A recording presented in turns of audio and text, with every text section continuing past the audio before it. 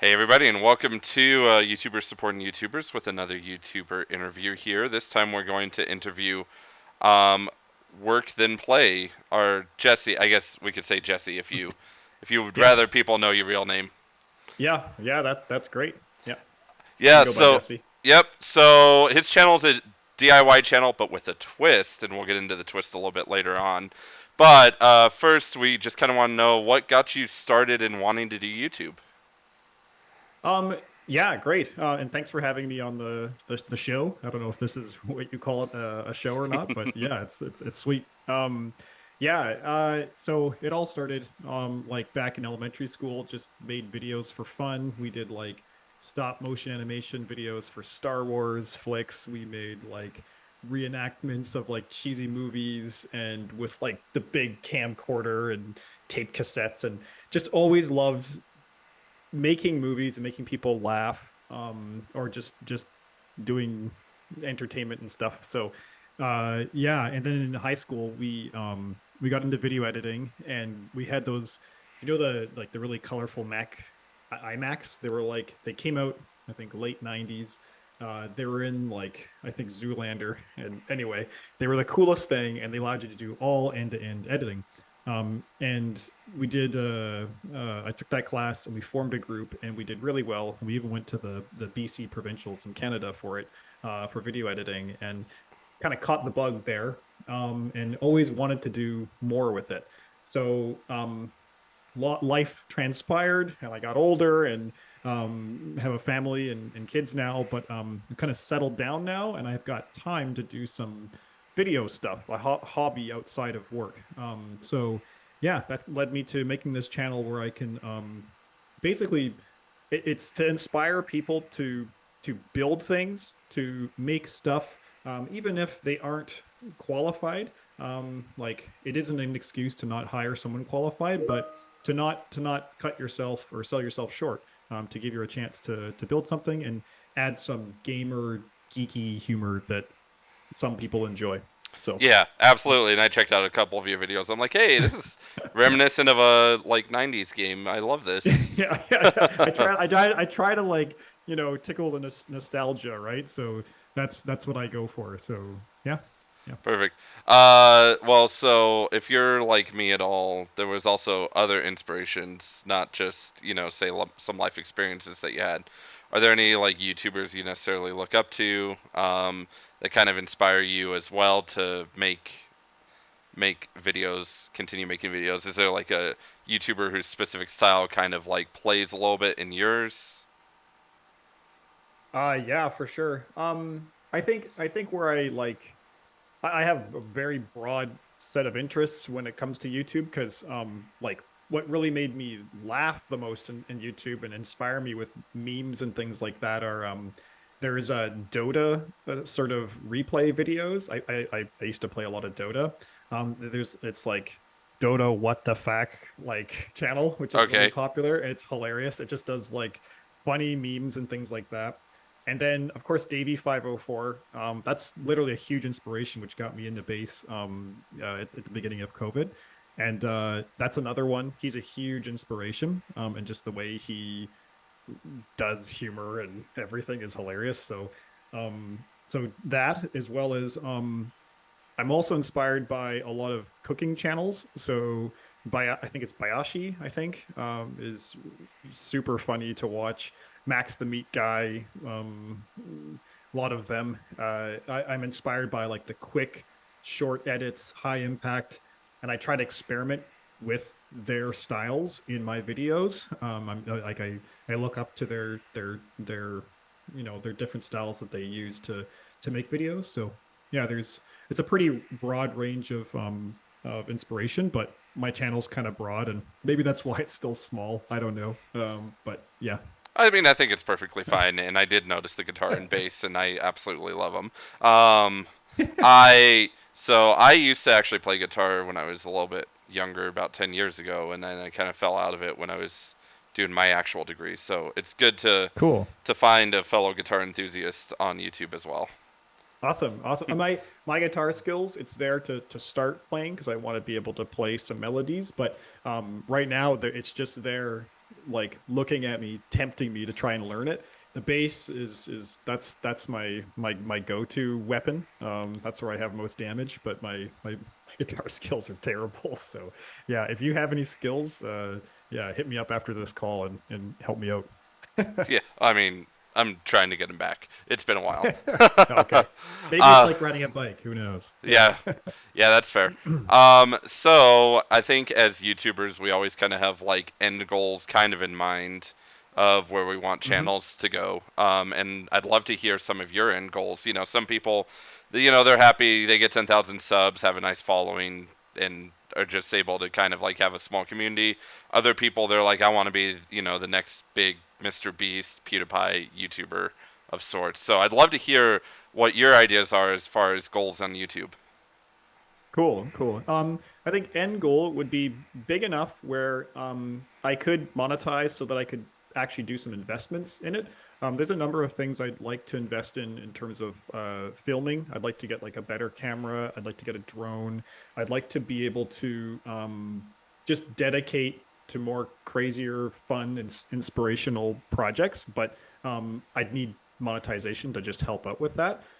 However, I don't have like um just you know insatiable desire to never stop growing like Mr. Beast. Like absolutely not. I'm okay with being like a middle of the pack type YouTuber that has like a following that really likes the content that I'm making and go from there. So I think ideally if I had like my goal is to at least have 100,000 subs one day because I think I see a lot of success in those YouTubers and they seem to be able to get some finances and things like that. So I think somewhere in the 100,000 range, I think I'd be plenty happy with. I have a job that like in the gaming industry and things like that. Like I'm I have a main calling. This is a side thing, but if it could be reasonably successful,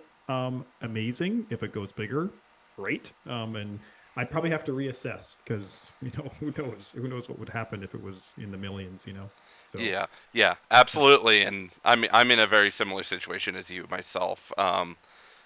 I think when I was going to university and stuff, like the idea was like, oh, I become a big YouTuber. That'd be so cool.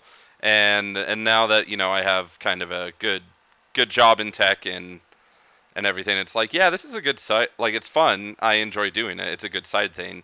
I'm similar to you. I'd have to reassess if I ever really took off to absolute catastrophic number. Don't want to say catastrophic, but catastrophic numbers that I know what you're saying. Yeah, change my life yeah. and then make me have to, I guess, have a new, I don't want to say identity, but kind of a different persona when it Right. comes online. Your Yeah, brand, right? What people go to you for and everything. So your ex- impact changes, and that has, I don't want to say consequences, but I mean, you have to take that in consideration. yeah, You know, absolutely. And yeah. so now we get into the questions I really am excited to ask. So I Ooh. did mention at the beginning that you're a DIY channel with a twist, and I Yeah. love that your twist is that you add some kind of like nerd video game culture into a lot of your videos. So I did see, the Mario block, and Oh, um, cool. I saw the fun little text that you put on setting up your own chin bar. But Yeah. but what other, I guess, nerd references kind of inspire you that you might be putting into videos soon? Like, is there are, Oh, are oh. we looking at possibly like a Doom reference at all at some point? Oh man, yeah. I like it's whatever really resonated with me that I can in my youth usually or just even recently. I find that like usually when you do memes and things like that, there's like a deeper inside joke, and I don't want it to be really like I don't want it to be too easy to grok. Like if it can be some lore that like loyal fan bases can find, then it's kind of exciting. But I also don't want it to be too nerdy, and then it has no sort of broad appeal. It kind of isolates like a certain number of people. Yeah, in terms of like upcoming inspiration, like I'm a massive Nintendo fanboy, hence my boy Wario out here. Right. I just picked my garlic out of the garden this afternoon, and he probably wants a couple bulbs. But yeah, so Nintendo, you'll hear Nintendo soundtracks and all sorts of stuff in the back. It's goofy, it's silly. I'm a big like kid at heart, so I just Nintendo stuff will always have the lion's share of references. But in the last 10 years, my PC gaming has definitely ramped up. So like Apex Legends, Dota, basically anything that's very competitive is my shtick in PC gaming. I was in varsity track and field and competitive soccer growing up and stuff like that. So like anything that's hyper competitive, I love it. So yeah, so it'll be those areas or yeah, lots of Nintendo stuff. Yeah. Perfect. Yep. Perfect. And then I guess how do you kind of decide what your next DIY craft is going to be? Is it? It seems like it's kind of more based on what comes up in your life versus maybe some community impact. I mean, I think that when you were setting up the screen, a lot of people were asking how do you set up your own indoor movie center. But are do you think you'll kind of stick with what comes up that I need to make during life, or do you think you'll start adding in some community, like more community DIY projects? Good question. Yeah, I'm finding it's evolving. Right now, it was initially based on need, just because we moved into a place that needed a ton of work, and there's just a lot of opportunity to build stuff. So it was based on need. So it kind of that could kind of be tone deaf to what like viewers are actually looking for. So I always have like needs every year to build stuff around the house. However, I just did my first like survey to ask what would you like to see worked on next. But I'm also trying to kind of view trends. Something that's happened through COVID and everything. People are working from home. I'm talking to you in my home like backyard shed office, and that was built recently, and it's totally focused on working from home but having it separate from your house. And also your house may not be big enough, or your home, or whatever it may be, and if you happen to have a yard, it's an option. So that's something that I've seen kind of grow, and I'm going to document that as well. So I think it's a bit of both. It's a bit of I have needs every year, so I can just document them because it's something I already have to do. But then I'm trying to just monitor trends as well and just see where people are looking for DIY guidance, and then see if that's something that could be beneficial here, and work on it. I haven't built anything that I didn't need at all, but I just built it for purely for the purpose of a video. I probably would if it got really big and you could do something kind of more crazy. But for now, it's just out of necessity because yeah, I don't have time or space to just make disposable things that I would get rid of. Maybe there's a future as well down the road. One of the DIY projects I'm doing is like a basically a grid of Nintendo characters for my Ooh. kid's bedroom. Okay. So it's basically the Smash Brothers like character selection screen. I do like sort of like a pop art style, like solid color painting, and then use a marker to outline it so you have a really like kind of cool look. And maybe like the process and the story of going through adding to that wall, I think that's going to be something that um I could maybe eventually sell, and get rid of some of those items down the road. So that could be something where it's not a necessity, but something that yeah, maybe just people are asking, draw this character or draw that character, and I'd love to. So yeah. Absolutely, and I mean that saying goes, necessity is the mother of innovation. So, Yeah, good one. Yeah, so, for sure. so it's kind of nice because I think a lot of like the big name DIY channels, what makes them feel so ingenuine is it's like, okay, yeah, they're doing Mm, this because of trends and not because right. they really need to actually do it. Like for me personally, one of the things that, and I got caught on this on like a DIY trend, obviously, but one of the things that I think would be really cool at some point, is because I'm a beer drinker, and I prefer my beer in bottles. versus Sure. can as opposed to cans, it'd be really cool to kind of like save those bottle caps, take them, and then like make like a whole bottle cap table. Uh, yeah, So it'd be cool to have a side table, and I definitely need to make a side table for, say, my laptop and extra stuff that I have just kind of sitting around. So, who knows? Maybe I'll try and get that cranked out. My girlfriend is a huge like crafter, so nice. I would have a great support system in that. But you could always be a great inspiration as well if you ever did something somewhat similar.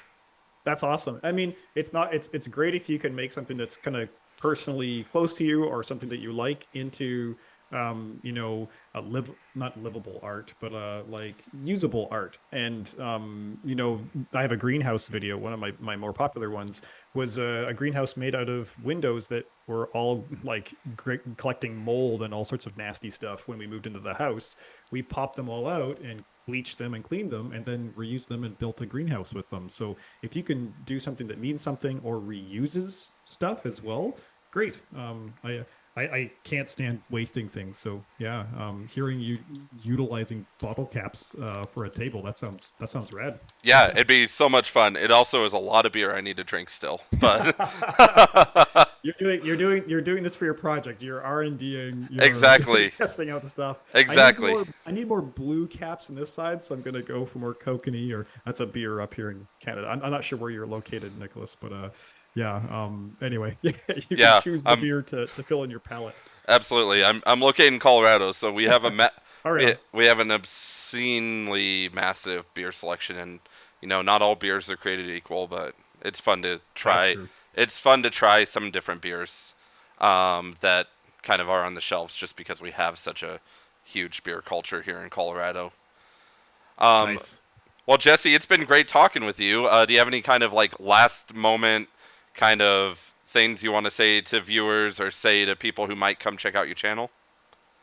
Oh, cool.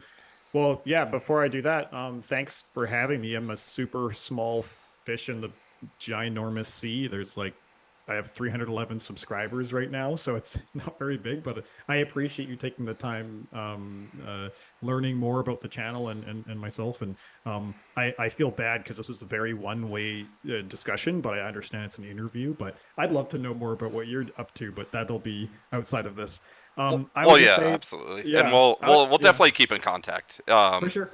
So, and I For mean, sure. I think it's great to interview small YouTubers because they kind of still have that genuine feel and authenticity, whereas it feels Mm, like the bigger you get, the more you kind of I don't like. Well, I guess it is selling out. The more you kind of sell out to your audience. right. And it's very clear that you're obviously only doing it for views at that point. Whereas, in your case, and even in my case, we're doing this because it's something we want to do on the side, and it's something we enjoy doing. Exactly. Yeah, this isn't something if it was like just terrible or painful, I wouldn't be doing it. It's something that's just fun. It's like a creative expression, right? But yeah, just to sign off, just thank you to everyone that's come to the channel. If anyone hasn't come to the channel before, please check it out. Yeah, it's got any kind of projects that you could work on at home or in an apartment. Doesn't have to be at a house. But yeah, it's DIY stuff. Inspires you to get off your butt and try and build something because you'd be surprised what you can do. Because coming into this, I into this channel, I hadn't built anything, like nothing. So it's just been just the learning experience all on the way, and I try to share what the good, bad, and the ugly, and I hope people can find it either educational, maybe funny, or shareable, or whatever. So yeah, Yeah, and there's more exciting stuff to come. absolutely. And if you want to check out Work Then Play, Jesse's channel, then obviously all the linking will be in the description and even in the title now that you can tag channels. Nice little feature that YouTube has given us in the last couple of years. But For this is sure. us signing off. Thanks for the time, Jesse. Really appreciated having this Thank chat you. with you. Yeah, thanks so much, Nicholas. And yeah, I really appreciate it and have a great day. All right, you as well. Thank you.